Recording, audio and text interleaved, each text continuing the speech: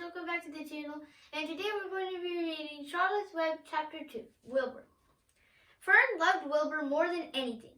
She loved to stroke him, to feed him, to put him to bed. Every morning, as soon as she got up, she warmed his milk, tied his bib on, and held the bottle for him.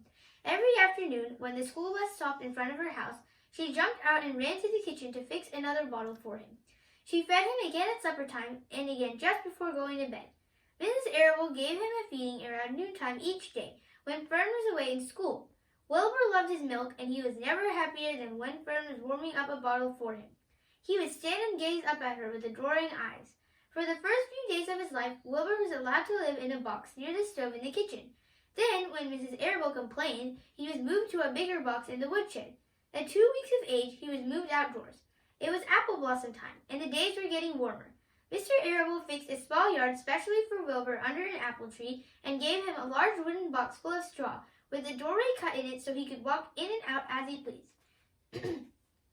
Won't he be cold at night? Asked Fern. No, said her father. You watch and see what he does. Carrying a bottle of milk, Fern sat down under the apple tree inside the yard.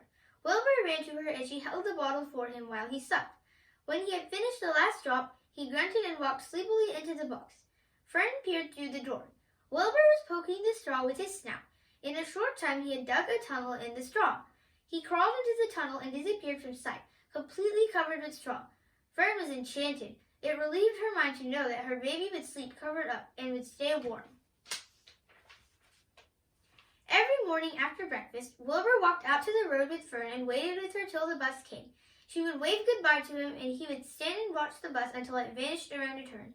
While Fern was in school, Wilbur was shut up inside his yard, but as soon as she got home in the afternoon, she would take him out and he would follow her around the place. If she went into the house, Wilbur went too. If she went upstairs, Wilbur would wait at the bottom step until she came down again. If she took her doll for a walk in the doll carriage, Wilbur followed along. Sometimes, on these journeys, Wilbur would get tired and Fern would pick him up and put him in the carriage alongside the doll. He liked this, and if he was very tired, he would close his eyes and go to sleep under the doll's blanket. He looked cute when his eyes were closed because his lashes were so long. The doll would close her eyes too, and Fern would wheel the carriage very slowly and smoothly so as not to wake her infants. One warm afternoon, Fern and Avery put on bathing suits and went down to the brook for a swim. Wilbur tagged along at Fern's heels. When she waded into the brook, Wilbur waded in with her. He found the water quite cold, too cold for his liking. So while the children swam and played and splashed water at each other, Wilbur amused himself in the mud along the edge of the brook, where it was warm and moist and delightfully sticky and oozy. Every day was a happy day, and every night was peaceful. Wilbur was what farmers call a spring pig, which simply means that he was born in springtime. When he was 5 weeks old, Mr. Arable said he was now big enough to sell and would have to be sold. Fern broke down and wept, but her father was firm about it. Wilbur's appetite had increased.